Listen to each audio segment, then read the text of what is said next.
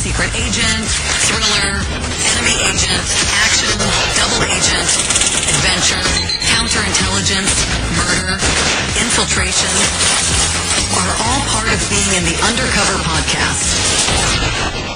Welcome back into the house of mystery. I'm Al Warren. Mr. Joe Goldberg is in the house. I'm in the house. Yeah, it's dangerous. You know, we're talking thrillers. As always, there's thrillers, then there's thrillers, and then there's above that there's Marc. So take your pick on that. Yeah, he's a thrilling adventure. Well, he's higher because he's in Alaska, so he automatically is higher than everybody else. Is Alaska really higher than? Feels higher. Yeah. Well, it depends on how much you look at the globe. You know, depends on. But it's flat on the map. Looks higher to me. Yeah. Yeah, but the globe's not real. We know it's flat, so there's no. Don't give me that. It's flat Earth, right? Flat Earth, Alaska. It's Yeah. a TV show. That's hilarious. That's a new reality show. Flat Earth, Alaska. It'd be 21 instead of 19. We need more reality TV shows up here, right? Yeah. That's what we need. More. Keeps the economy going. Mm-hmm. Yeah. Right. I'm doing air quotes now when I say we need more reality. I want more gold. I want gold. I hear there's gold up there. So I see it on TV. Yeah, everywhere. It's on the streets. Wow. That's all you need to know. That is all you need to know. Mosquitoes are, they wear gold rings and gold necklaces. Well, they're the size of hummingbirds. Yeah. That's funny. Well, Marc, how have you been? It's been a while. You were on the last time you did a new book, and you got another new one out. This is called Bad River, and of course it's book 6 in the Arliss Cutter series. But what's been going on with Marc? Oh, it's great. I'm working on the next one. It's funny when we do these, get to chat with old friends like this and talking about new books. And to me, it's an old book because I finished it over a year ago and I'm working on a new book. So people say, what happened in this chapter? I'm like, man, I can't remember. I know what's going on right now in my mind. But this was a fun one because I try to write standalone stories, but with overarching series plots. And Bad River ties up a lot of overarching plots and answers a lot of questions. Of course, we pop out some new ones, so there's new questions and mysteries to go forward. But this one was a fun one to write, an extremely fun book to write. What do you find the most challenging thing to do in a series like that?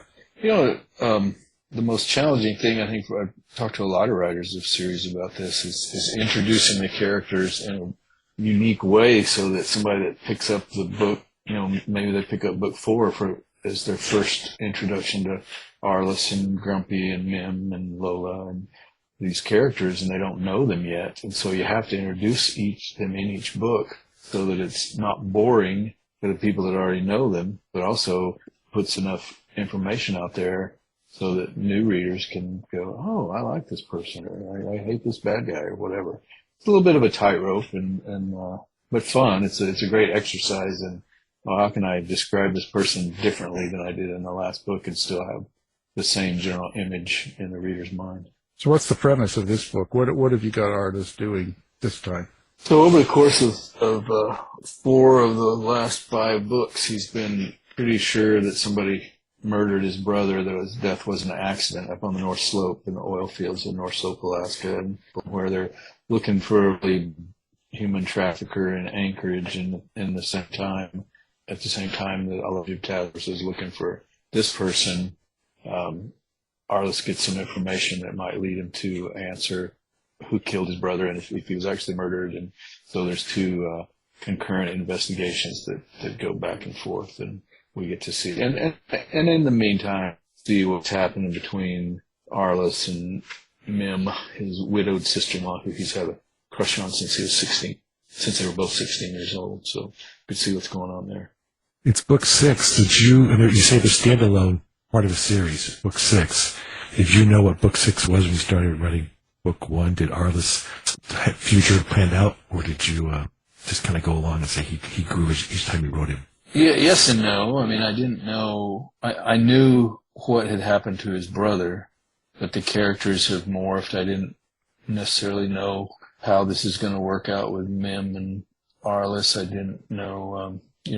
All I really knew is what happened to his brother, and how to get there it's a discovery with each book. And I didn't know what happened to his brother until book 2. it's a new discovery every book, and you learn as you go. Mm-hmm. When you had his character, though, inside the book, what do you want the reader to discover in each book of your character? How they grow, how do they change? Yeah, that's fun because what I try to do rather than, because I plot, I'm a heavy plotter. I know folks like Nick Petrie who says that he writes seat of the pants kind of writing, and I contend that he's just a super smart dude that has it all plotted in his head. I don't see how you can write a thriller or mystery like that.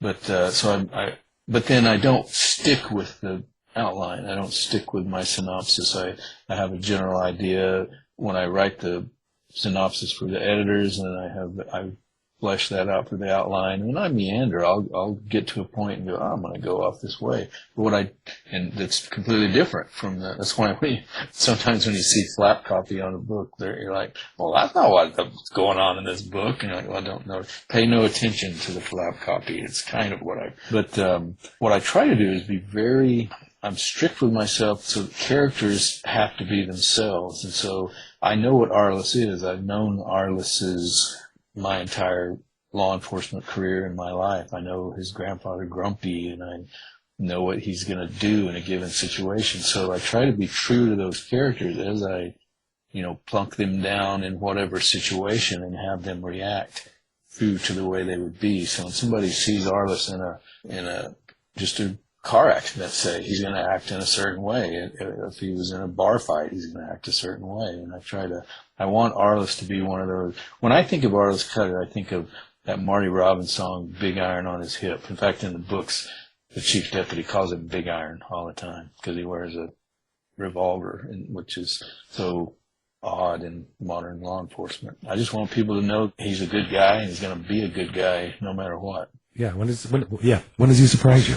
Oh, when he's tender, when he's, you see him interacting with his little nephews. He doesn't have any children, but he interacts with his little nephews, or he's interacting with this last book in Bad River. There's a particularly emotional scene that was, I know from knowing Arliss that that's the way he would have reacted.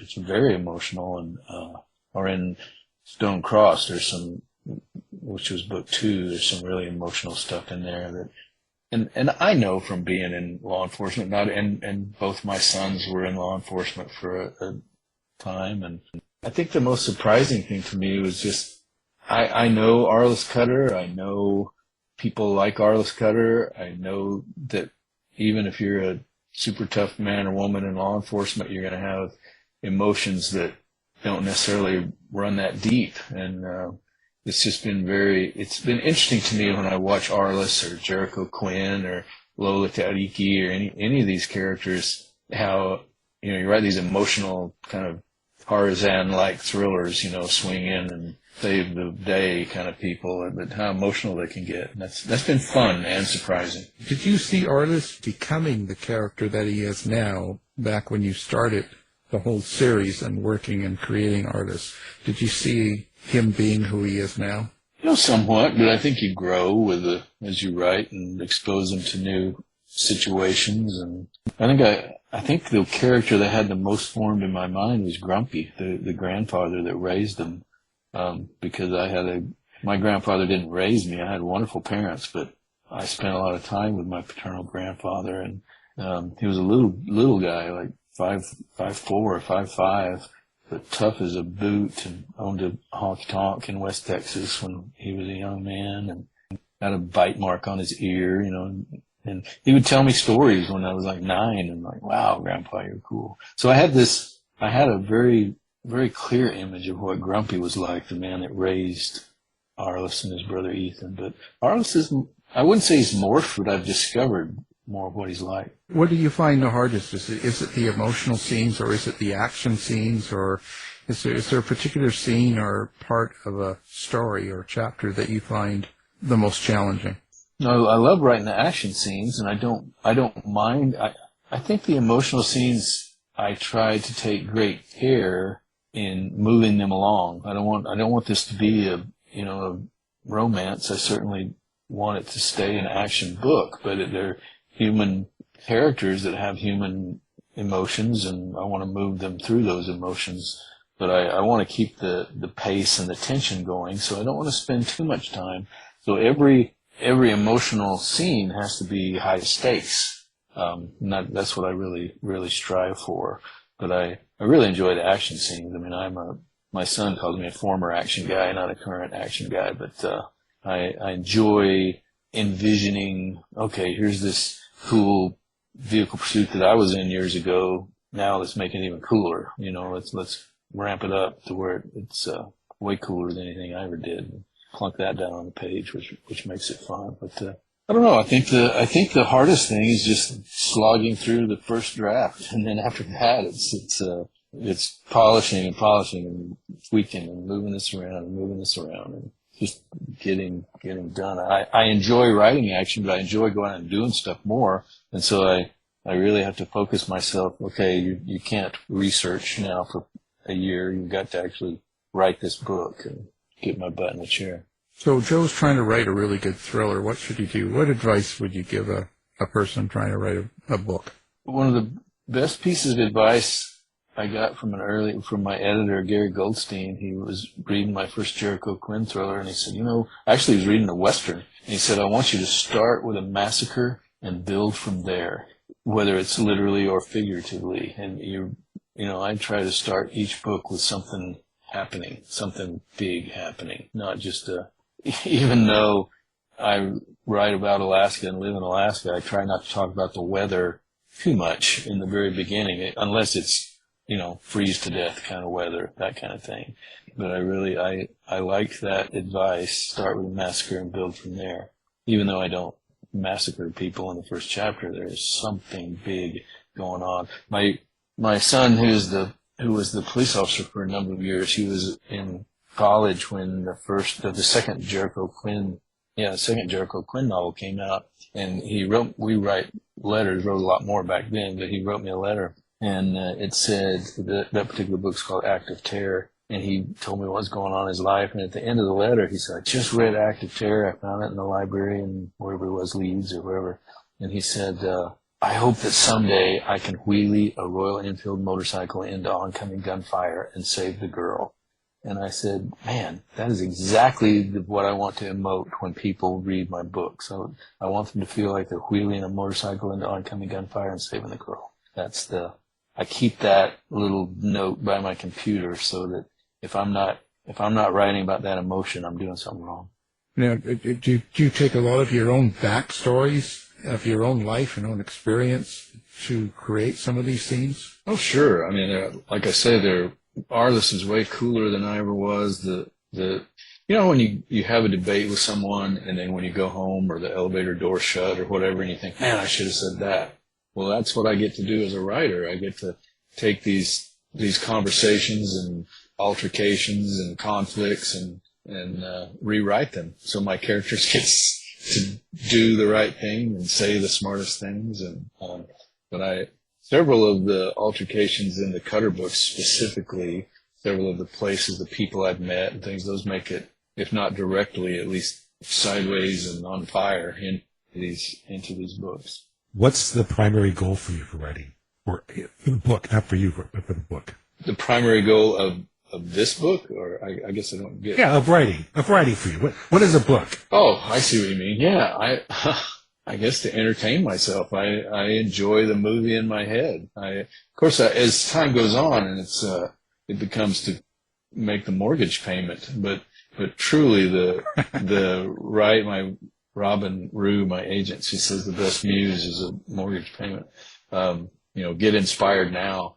But I just love to write. I've loved to write since I was 8 or 9 years old, writing fan fiction about boys with their dogs in South Texas or Central Texas, and because that's the kind of books I read. And so I just enjoy, when I read a book as a child, the way I processed that was to go write another story that was like Old Yeller or like Where the Red Fern Grows. And I guess I grew up processing what I was learning by writing stories about it, and I still do that. And I just enjoy sitting down. I write a lot longhand.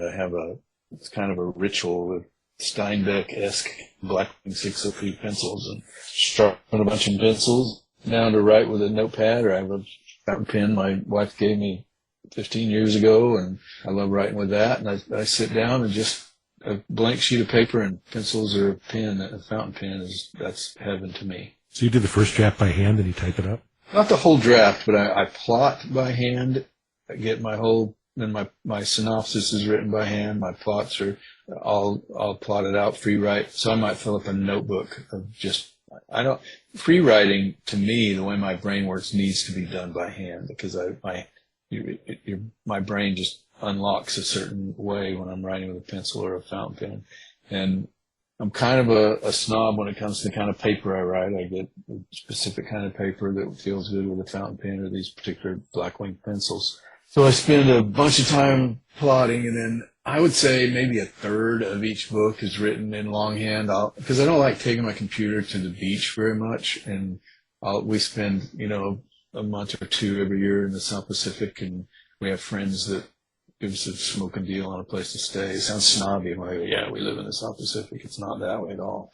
Great people, though, and so I take my notepads and pencils or pen to the beach and so I might work on a chapter in the lanai or veranda, and then on the computer, and then the next day be down watching my wife snorkel, and I'm working, and I'll have my notepad and I'll write another chapter there. And then those chapters tend to be more highly polished in the first draft, because the first draft on a computer is the second draft of them. So I just write. I try to write. So I've written chapters on the back of my Alaska Airlines ticket, or scenes, I guess, because I didn't have anything else to write with when I was waiting at the airport. As long as you don't lose them.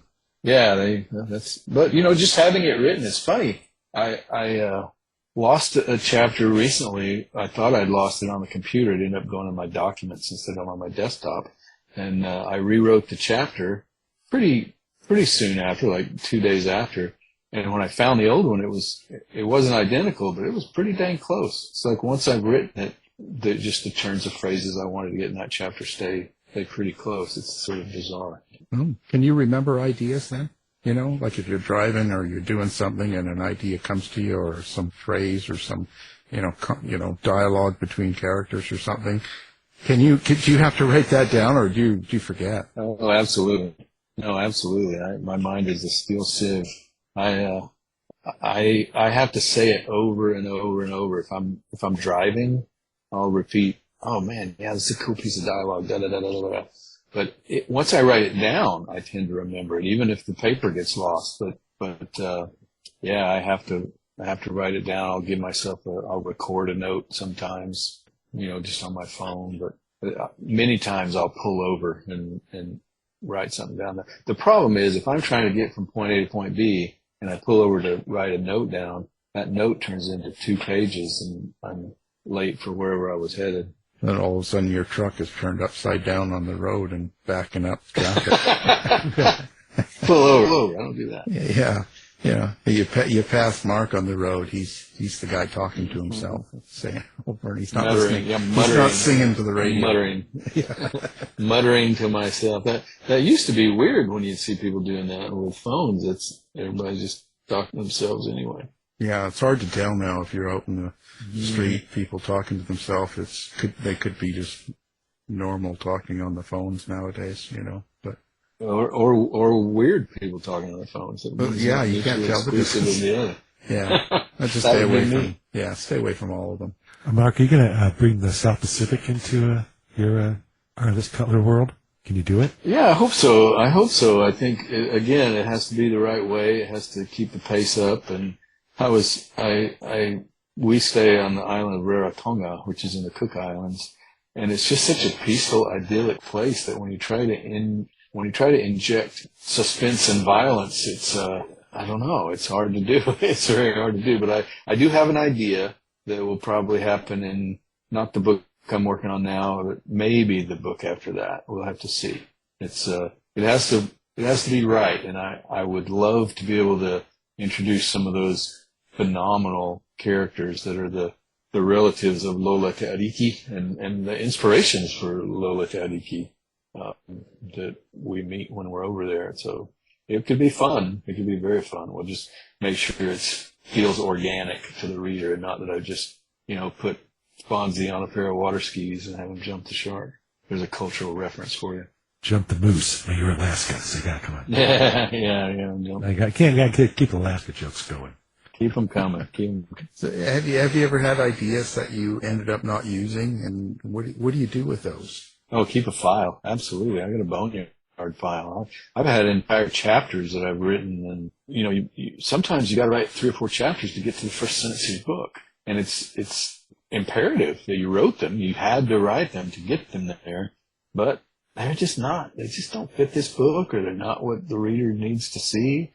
But you don't throw them away. I put them in a little Boneyard File, and then just sometimes when I need a break, I'll read through that and go, oh, that's a cool little, that's a good little turn of phrase. I know exactly where I can use that. And so absolutely all the time I'll have stoppy-starty stuff with a particular book. Or one of the things that I made an agreement with Tom Colgan when I was writing for the client, save anything back, that I wouldn't, as I'm researching, doing whatever kind of research or chatting with folks in the military, that I wouldn't say, ooh, this is too good to use in a Jack Ryan book. I'm gonna save it for a Jericho Quinn or a Cutter. And I don't do that. When I see something that's inspiring and I'm working on a book, that goes in the book. It fits. If it doesn't fit, then it might go in my Boneyard. And honestly, research is that, you guys know this is right, is I might go to Argentina and research for 2 weeks, and 0.1% of what I learned goes in the book. But it all goes in my notes. But you can't really shoehorn in all the cool darlings you found out. It just doesn't work that way. But what all that research lets you do is to not write errors. I always tell people, you hear the old saw, write what you know, and I think it's more important to not write what you don't know. In other words, don't write about Alaska and put a mountain lion in it. We don't have mountain lions up here. But people think we do because the Northwest, or put elk walking down the middle of the road in Anchorage when we don't have elk. There's elk on 1 or 2 little islands in southeast Alaska that were introduced, but we don't have elk here. We have moose and caribou. So, don't write something I think writing something that's wrong is worse than trying to, that can really wreck a story if you're writing stuff you don't know. Of course, all cities have cougars. Yeah, everywhere, one way or the other. One way or another. He's doubling time right there. Yeah, but I'm thumbed. Yeah, boo. So when you leave a project and you go, let's say researching or do stuff like that, when you come back to it, how do you get back into it? How do you get back into the same mindset that you had when you started writing a book? Yeah, that's a really good question. The answer is I never leave it. Because I write longhand, it doesn't matter where I'm at. If I research during the day, I'm scribbling out sample scenes or chapters in the evening, and it's in my head all the time. So when my wife and I for the last Clancy, for instance, my wife and I took a cruise through the Panama Canal I thought I wanted to set the book in Colombia. We were walking around Cartagena and looking at it. I thought, well, this is cool. This will be a good scene. But when we got to Panama, I realized this is where most of it needs to happen. And so we got home, and I said, well, we were only in Panama 2 days. I'm going back. So I booked a ticket and flew back on my own for a week, and basically booked a bunch of trips that answered the questions that I needed answered that you couldn't necessarily get on a quick cruise ship tour. But wrote all the time, wrote in the evenings, wrote early in the mornings, just wrote, I had a college professor once that told me, he saw that I was spending a lot of time flirting with girls and hanging out and not doing, not really, he was a theater professor. I actually met my wife in a theater program in school. But this professor, he told me, he said, Marc, you're a talented guy, but you are never going to reach your full potential unless you can learn to use those 15-minute segments in your life that everybody else wastes because they think they're the in-between times. And I just really took that to heart. And when I have a few minutes, now, because I love to write, I write. A lot of times it's a letter to someone else or whatever. Or going up to Inupiaq in Bad River, I went up to used to be called Barrow. It's still called the Barrow Airport, but it's reverted to the native name, Utqiagvik. Went up there for a week, and in this book, there's a lot of mention of a polar bear. And when I got there, the first thing everybody wanted to show me was this humongous polar bear that was in an old shack, and he tried to chase him out of the shack, and he was so fat that his butt got caught in the door jamb. That's how big this polar bear was. And so obviously that's going to go in the book, because that's cool. That's a fabric of Arctic life, you know. And when you go into basically any store, there's a sign when you leave that just says, you know, be bear aware. You look out, poke your head out the door before you walk into the street. Obviously that's going to go, but I have to write that down. So when I'm inspired by that in the evenings, I'm going to write a polar bear scene, if that makes sense. Yeah. Oh, yeah. Yeah. Totally. Oh, yeah. And I'm going to ask you this question because I'm going to go to BoucherCon. This is a question, kind of a panel I'm on, is what do you think about readers when you're writing? How often are they looking over your shoulder? Oh, yeah. I mean, both my parents had passed away fairly recently in the last couple of years, but my father had glaucoma for the last 8 years of his life. And so my mother had to read every word that I wrote out loud to my father. So you'll notice in my books that I don't ever drop the F-bomb. That's not because I'm a prude. It's because I just don't want my mom saying that stuff, right? Now she's passed away, and I've just gotten the habit. My readers expect that of my writing. So I think about, okay, here's a way that the Midwestern grandma, who's a big fan that writes me all the time, she's going to be able to take this level of violence or this level of conversation, but maybe not the other. So I have that kind of filter. But as far as what entertains the readers and the way I want to go to the stories, I try to just tell the story. And, you know, I have a point A, maybe a midpoint and an ending point, and then rattle around in the middle to tell the most compelling story I can. And I don't worry too much about, I'm going to offend this person, or I'm going to entertain this particular block of people. Or Michael Jordan said, Democrats and Republicans both wear, tennis shoes. I don't want to get political. I don't want to be polarizing. I just but people are going to take offense one way or another. That's just life. If you have enough readers, somebody's going to get mad.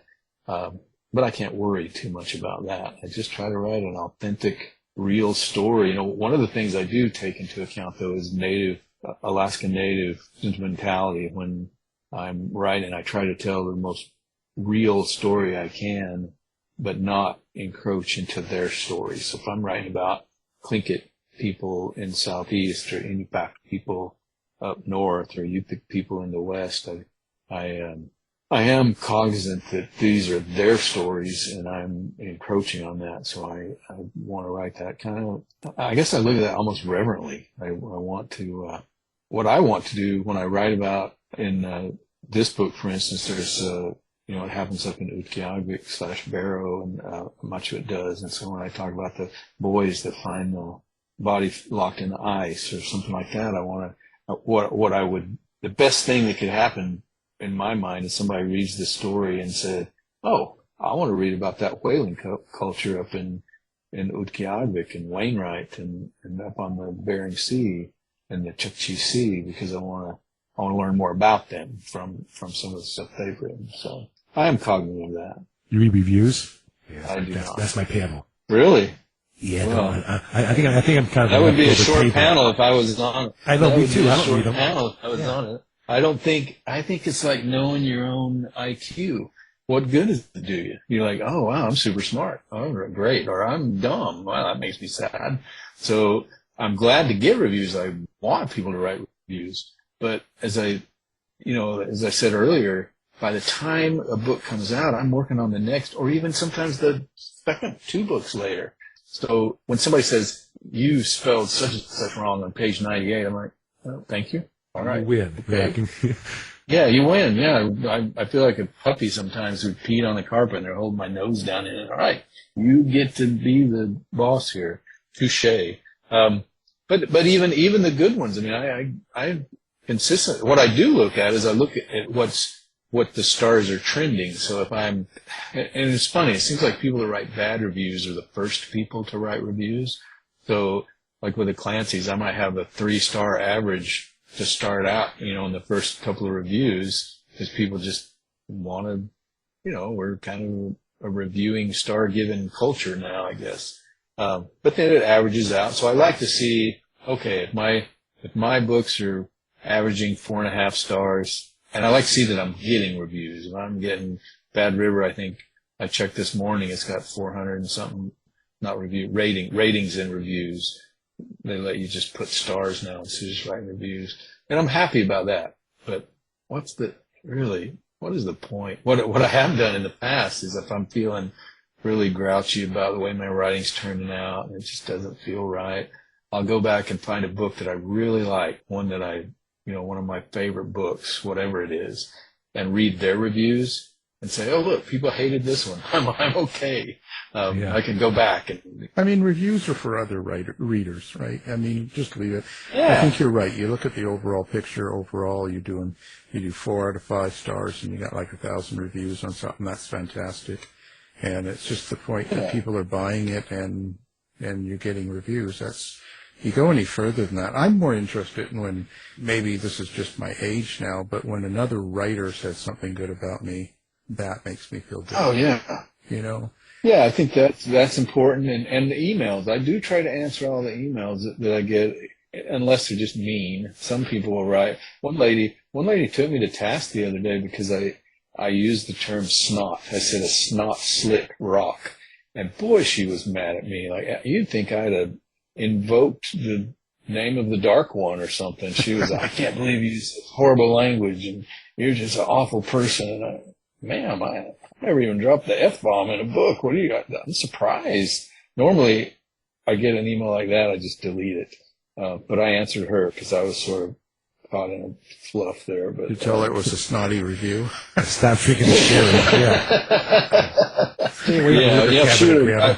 I wish you would have written a review because then I'd have never seen it. But every once in a while, you'll have somebody that like, I got a really, really nice email on an early Jericho Quinn, and this guy was a nuclear physicist, and he wrote me a very nice, effusive email about my writing, and he said, I just want to let you know that you got the half-life of plutonium-2 whatever wrong.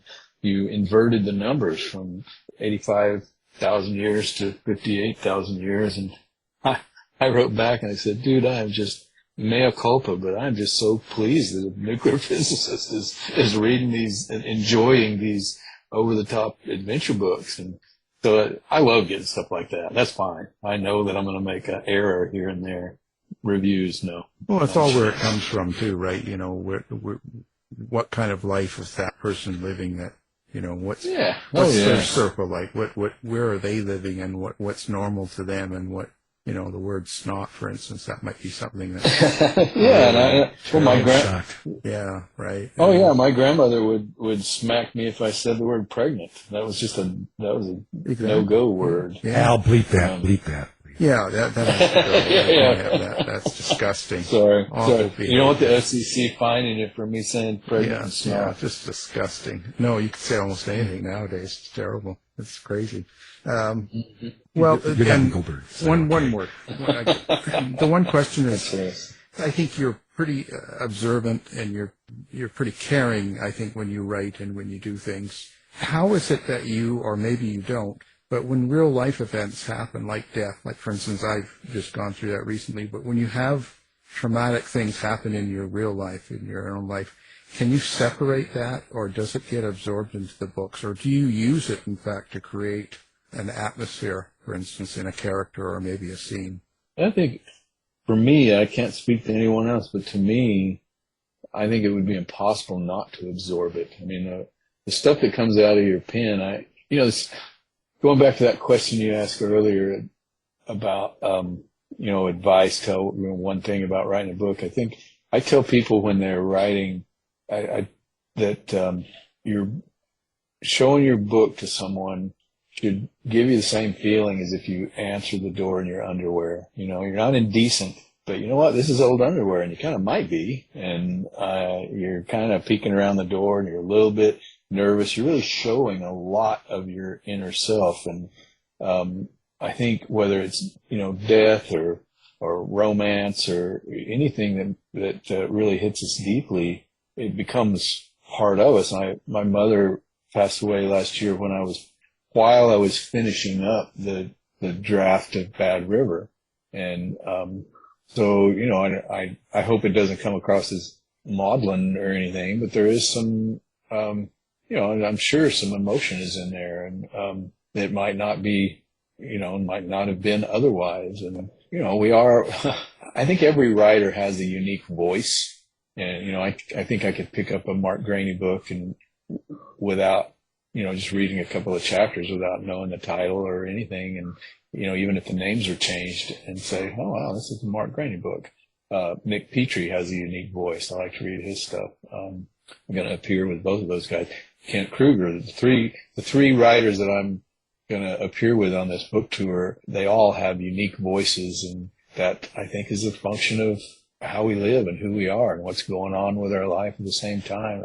The very first Cutter book deals with Open Carry, deals with a young Tlingit Native woman in Southeast Alaska, and it's not integral, a big part of the plot, but she is getting over breast cancer and how she's got her new normal, and kind of wearing shirts that are a little bit baggy, and her hair is kind of chopped off because she had chemo. And my wife went through that years and years and years ago when our children were quite small, and my wife was just barely 30 years old when she went through that exact same process. And so I didn't write a book about it for a long time, and I got her permission and actually just quizzed her a lot about what it was like from that, that inside looking out for that kind of a character. And definitely that experience went into writing the book. So social media, website, where do people find Marc? Yeah, so I'm at Marc Cameron Books, my website, and then just Marc Cameron Author on Facebook, and Marc Cameron Books on Instagram. I'm not as active as I probably should be on social media because I'm too busy writing. But during this window of book release time, I'm on there quite a bit, just hopefully interacting with people that along the tour trail. But mostly when I post on social media, it's usually about my grandkids or Alaska or some combination of those things. I feel like if I talk too much about buy my book, here's some writing stuff I've done, it can get old to me. So people want to reach out to me. I love interacting with readers, though. I do enjoy that. Okay, fantastic. We'll have all of that on our website as well. And we appreciate you being here. This is fun. This is great fun. You guys ask great questions. That's all Joe. It's all Al. He's just imagining you in the hotel room in Juneau. That's his... Yeah, and Joe's wearing his underwear. That's how he interviewed him. That's funny. Yeah. It's not that funny, believe me. Yeah. Bad River is the book, Marc Cameron. Hey, thank you. Thanks, Marc. This has been a production of the House of Mystery Radio Show. To find out more about our show, guests, or hosts, go to our website at houseofmysteryradio.com.